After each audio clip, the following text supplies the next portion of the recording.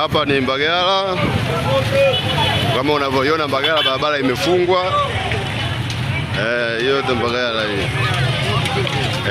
Hili ni daraja la Mzinga. Mbagala daraja la Mzinga limefunga kama unavyoona hivyo.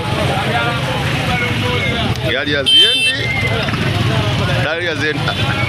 Gari haziendi kwa Ngoma wala haziendi Kisembule wala Mkulanga. Na gari zinazotoka Mkulanga, Kisembule haziji Mbagala kwenda mjini kama unavyoona kumefungwa. Hamna gari wote, watu wanavuka barabara tu, watu wanavuka kwenye daraja hilo limefunga sasa kama unavyoliona.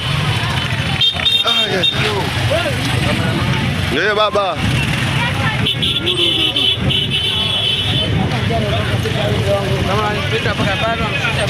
Leo ndo hali unavyoiona hapo. Leo unajaribu kupenya, ukifika mbele unagota. Kila ukijaribu kupenya kama hivi unavyoona. Hili ni daraja la Mzinga.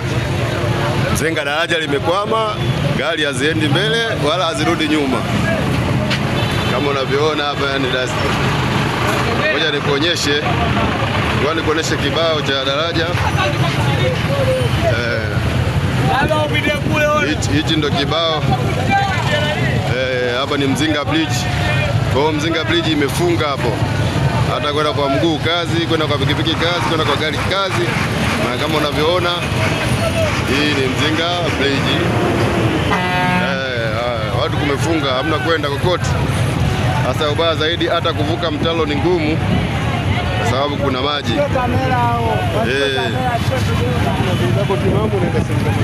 Kama unavyoona kule kwa mbali, unaona kule kwa mbali watu wanang'ang'ana kupita kwenye maji kule.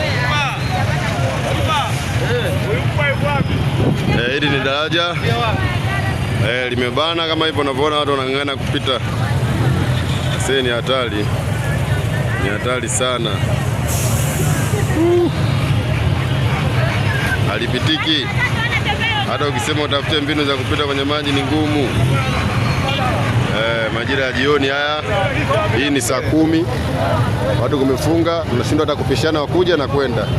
Hamna eneo ni dogo la kupishana, unapita kwa foleni. Yaani unapita kwa mguu lakini unapita kwa foleni, unasubiri mwenzio apite kwanza. Si hatari sana hii. Kama unavyoona barabara imefunguka sasa hivi, zina watu ni kukimbizana. Barabara imefunguka hivyo. Watu wanahangaika na barabara zimefunguka. Watu wanakimbizana. Kama unavyoona barabara imefunguka.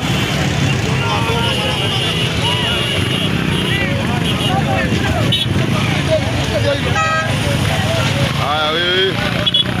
Kama unavyoona barabara imefunguka. Sasa hapo daraja